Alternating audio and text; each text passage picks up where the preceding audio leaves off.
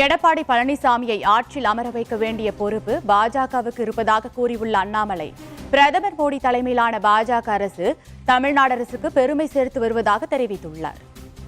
பாரத பிரதமர் நரேந்திர மோடி ஐயா அவர்கள் தொடர்ச்சியா 12 ஆண்டுகளா நமக்கு உழைக்கிறாங்க. 2021 தொடர்ச்சியா உழைத்துக் கொண்டிருக்கின்றார்கள்.